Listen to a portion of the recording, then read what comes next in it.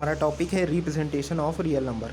Representation of real number binary representation 441.6875 का होगा। वो होगा 101001.1011। तो हम ये बोल सकते हैं कि किसी भी रियल नंबर को कन्वर्ट किया जा सकता है बाइनरी नंबर सिस्टम में। दो स्कीम होते हैं रिप्रेजेंट करने के लिए रियल नंबर को। पहला होता है फिक्स्ड पॉइंट रिप्रेजेंटेशन और दूसरा होता है floating point representation. Fixed point representation binary representation of 41.6875 वो होगा 101001.1011। इस नंबर को स्टोर करने के लिए हमें स्टोर करना होता है two information, the part before decimal point and the part after decimal point, यानी कि डेसिमल पॉइंट के पहले का पार्ट और डेसिमल पॉइंट के बाद का पार्ट। इसे बोला जाता है फिक्स्ड पॉइंट रिप्रेजेंटेशन, जहाँ पे position of decimal point fixed होता है और number of bits before and after decimal points are also predefined होता है। यदि हम यूज़ करते हैं 16 बिट्स बिफोर डेसिमल पॉइंट और 8 बिट्स बिफोर डेसिमल पॉइंट, तो इन साइंड मैग्नीट्यूड फॉर्म में जो रेंज होगा वो होगा -2⁻16 -1 to +2⁻16 -1 and the precision is 2⁻8। 1 bit is required for sign information, so the total size of the number is 25 bits. 1 sign plus 16 before decimal point plus 8 after decimal point. Floating point representation, इस representation में numbers represented होते हैं by a mantissa comprising the significant digits and an exponent part of radix r. The format is mantissa into r exponent. Numbers are often normalized such that decimal point is placed to the right of the first non-zero digit. Example के लिए decimal number 5236 equivalent होगा equivalent to 5.236 into 10⁻3। To store this number in floating point representation, we store 5236 in mantissa part and 3 in exponent part. IEEE standard floating point format. IEEE ने propose किए थे 2 standard for representing floating point number, single precision, double precision. Single precision SEM, S signed bit, 0 denoted and 1 denotes -1। E 8 bit excess -27 exponent. M 23 bit mantissa. Double precision में SEM, S signed bit, 0 denoted and 0 denoted plus and 1 denoted minus। E 11 bit access -1023 exponent। M 52 bit mantissa. Representation of character, जैसे कि हम देख रहे हैं कि अभी तक हमने सिर्फ 0 और 1 के साथ वर्क किया है to represent character in computer. We use strings of 0s and 1s only. Computer में कैरेक्टर को रिप्रेजेंट करने के लिए हम ज़ीरोज़ और वंस का स्ट्रिंग यूज़ करते हैं। To represent character we are using some coding scheme which is nothing but a mapping function, यानी कि कैरेक्टर को रिप्रेजेंट करने के लिए जो भी हम कोडिंग स्कीम यूज़ कर रहे हैं वो ज़्यादा कुछ नहीं, एक मैपिंग फंक्शन है। कुछ स्टैंडर्ड कोडिंग स्कीम जो हैं वो हैं ASCII, एबिसिडिक, यूनिकोड। जैसे कि ASCII American standard code for information interchange होता है, ये यूज़ करता है 7 बिट कोड।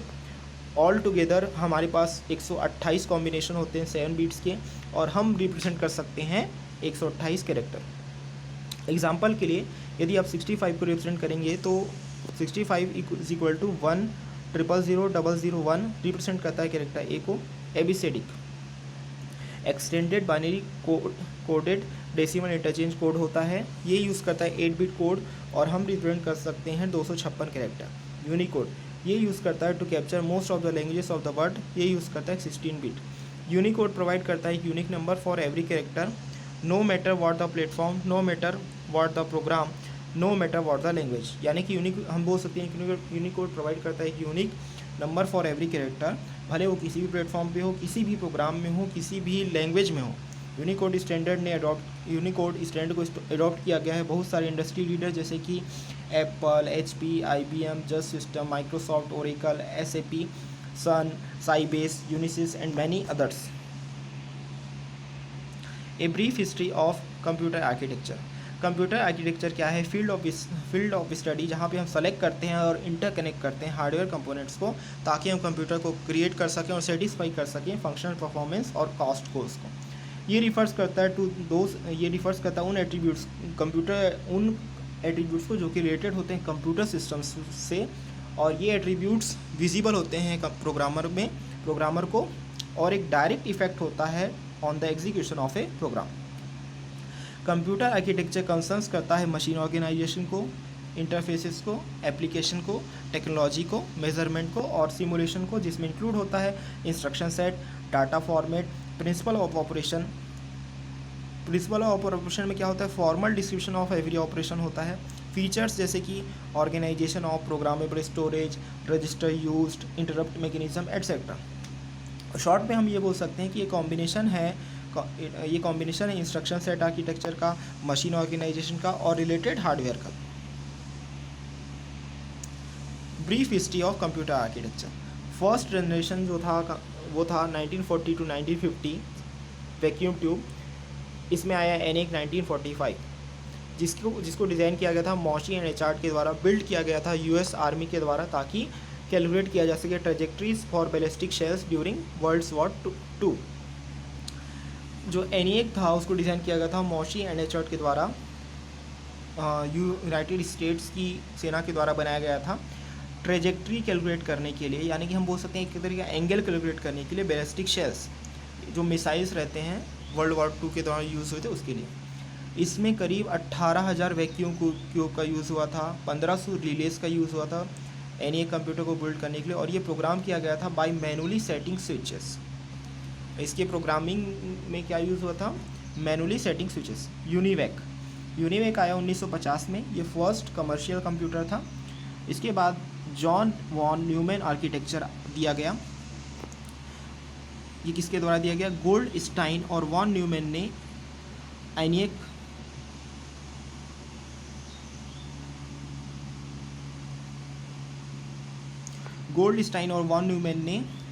एनएक का आइडिया लिया और डेवलप किया concept of storing a program in memory known as इसे कहा गया वॉन न्यूमैन आर्किटेक्चर, और ये बेसिस था for virtually every machine design since then. यानी कि गोल्डस्टाइन और वॉन न्यूमैन ने जो एनएक कंप्यूटर का आइडिया दिया और डेवलप किया एक concept for storing a program in memory, इसे बोला गया वॉन न्यूमैन आर्किटेक्चर, और ये बेसिस था फॉर वर्चुअली एवरी मशीन। उसके बाद जितनी भी मशीन डिज़ाइन हुई उनका जो डिज़ाइन लिया गया जॉन वॉन न्यूमैन आर्किटेक्चर से। फीचर्स, फर्स्ट जनरेशन के फीचर्स क्या थे? इलेक्ट्रॉनिक एमिटिंग डिवाइसेस का यूज़ हुआ, डाटा और प्रोग्राम्स स्टोर होने लगे एक सिंगल रीड राइट मेमोरी में। मेमोरी कंटेंट्स जो एड्रेसेबल होते थे वो होते थे लोकेशन, उसमें उनका कंटेंट का कोई इशू नहीं होता था। मशीन लैंग्वेज और या फिर असेंबली लैंग्वेज का यूज़ होता था, सीक्वेंशियल एग्जीक्यूशन होता था। सेकेंड जनरेशन था वो था 1950 टू 1964 तक। इसमें यूज़ होने लगा transistor. William Shockley, John Bardeen and Walter Brattain ने इन्वेंट किया ट्रांजिस्टर, जो कि रिड्यूस करता था size of computer and improve करता था रिलायबिलिटी। वैक्यूम ट्यूब्स को यहाँ पर ट्रांजिस्टर्स के द्वारा रिप्लेस किया गया था। फर्स्ट ऑपरेटिंग सिस्टम, यहाँ पर जो ऑपरेटिंग सिस्टम बना वो हैंडल करता था एक प्रोग्राम को हैंडल करता था एक समय पे। ऑन ऑफ स्विच था जो कि कंट्रोल होता था इलेक्ट्रॉनिकली। हाई लेवल लैंग्वेजेस का यूज़ होने लगा। फ्लोटिंग पॉइंट अर्थमेटिक का यूज़ होने लगा। थर्ड जनरेशन था 1964 टू 1974, जिसमें यूज़ हुआ इंटीग्रेटेड सर्किट्स का। माइक्रो प्रोसेसर चिप्स कंबाइंस करते थे thousands of transistors. Entire circuit जो होता था एक कंप्यूटर चिप पे होता था। सेमीकंडक्टर मेमोरी का यूज़ होता था। Multiple computer models with different performance characteristics का यूज़ होता था। साइज ऑफ कंप्यूटर्स धीरे धीरे रिड्यूस होने लगा। फोर्थ जनरेशन जो आया वो था 1974 से अब तक चल रहा है। फोर्थ जनरेशन में यूज़ होने लगा very large scale integration VLSI या फिर ultra large scale integration ULSI। इसमें कंबाइन करते थे millions of transistor, single chip processor होता था और सिंगल बोर्ड कंप्यूटर एमर्ज्ड हुआ। Creation of the personal computer, use of data communication, massively parallel machine,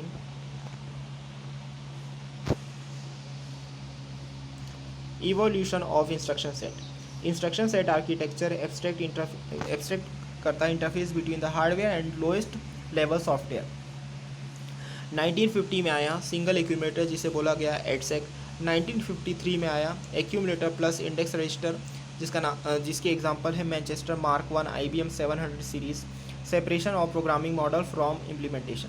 1963 में high level language based B5000। 1964 में concept of a family IBM 360। General purpose register machines 1977 to 1980। CISC complex instruction sets computer VAX Intel 432। 1963 to 1976 load store architecture जिसमें use हुआ CDC 6600 Cray-1। 1987 RISC reduced instruction set computer MIPS SPARC HPPA IBM RS 6000। Typical RISC simple no complex addressing, constant length instruction, 32-bit fixed format, large register file, hard wire control unit, no need for micro programming, just about every opposites of CISC. Major advances in computer architecture, जो भी computer architecture के major advances थे वो typically associated थे with landmark instruction set designs. Computer architecture definition itself बहुत सारी changes से गुजरा है। फॉलोइंग मेन कंसर्न होते हैं कंप्यूटर आर्किटेक्चर के रहे हैं डिफरेंट टाइम्स में। 1930 टू 1950 में computer arithmetic, micro programming, pipeline, cache, time shared micro multi processor. यहाँ पर जो हम टॉपिक्स आपको बता रहे हैं ये डिफरेंट टाइम्स में कंप्यूटर आर्किटेक्चर के लिए कंसर्न्स रहे हैं। 1960 में जो कंप्यूटर आर्किटेक्चर का कंसर्न रहा वो रहा operating system support, specially memory management, virtual memory. 1970 to 1980 में कंप्यूटर आर्किटेक्चर का कंसर्न रहा है instruction set design, specially for compilers, vector processing and shared memory micro processors. RISC 1990s में कंप्यूटर्स का जो कंसर्न रहा वो रहा design of CPU, memory system, input output system, multi processors, networks, CCUMA multi processor, CCNUMA multi processor, not CCNUMA multi processor, message passing multi processor.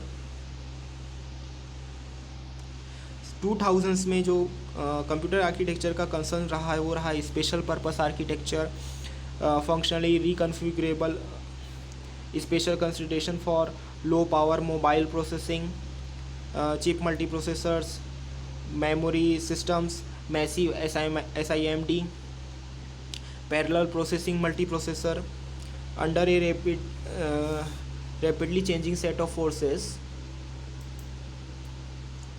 Computer technology keeps at dramatic change. For example, processor clock rate at about 20% increase है year, एक साल में 20% increase हो रही है। Logic capacity हर साल 30% increase हो रही है। मेमोरी स्पीड हर साल 10% इंक्रीज़ हो रही है। मेमोरी कैपेसिटी हर साल 60% इंक्रीज़ हो रही है। कॉस्ट पर बीट इम्प्रूव होके हर साल 25% हो रहा है। डिस्क कैपेसिटी इंक्रीज़ होके हर साल 60% हर साल हो रही है।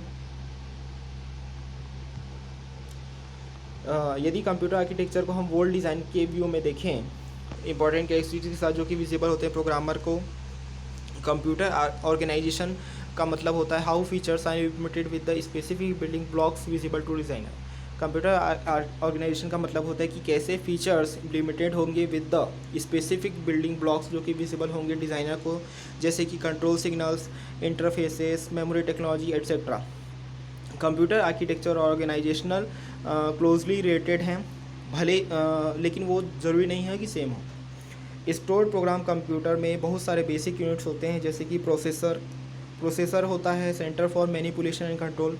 मेमोरी का काम होता है इंस्ट्रक्शन और डेटा को स्टोर करना करेंटली एग्जीक्यूटिंग प्रोग्राम्स के लिए। इनपुट आउटपुट सिस्टम एक तरह का कंट्रोलर होता है जो कि कम्युनिकेट करता है with external devices. Secondary memory, display devices, networks. Data path and control. Data path and control में होता है collection of parallel wires, transmit data, instruction और कंट्रोल सिग्नल।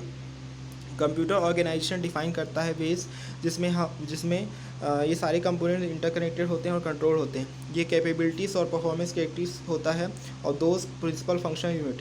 आर्किटेक्चर में नंबर ऑफ ऑर्गेनाइजेशन इम्प्लीमेंटेशन होते हैं और ऑर्गेनाइजेशन डिफर्स करता है बिटवीन डिफरेंट वर्जन्स। तो इस तरीके से हम ये बोल सकते हैं कि सारे इंटेल x86 फैमिली शेयर करते हैं सेम बेसिक आर्किटेक्चर और IBM सिस्टम 360 फैमिली शेयर करते हैं उनके बेसिक आर्किटेक्चर को। कंप्यूटर आर्किटेक्चर में 5 जनरेशन हो चुके हैं। Vacuum tubes, transistor, integrated circuit, VLSI। Computer organization के भी एक हिस्टोरिक प्रोग्रेशन है उसी से related. Advances of micro processor Intel 1977 में आया 8080। ये first general purpose micro processor था जिसमें 8 बिट डेटा पाथ था जो कि यूज़ हुआ था फर्स्ट पर्सनल कंप्यूटर में। 1978 में आया 8086 जिसमें कि much more powerful with 16 bit 1 MB addressable था, इंस्ट्रक्शन कैचे था, प्री फैच फ्यू इंस्ट्रक्शंस था।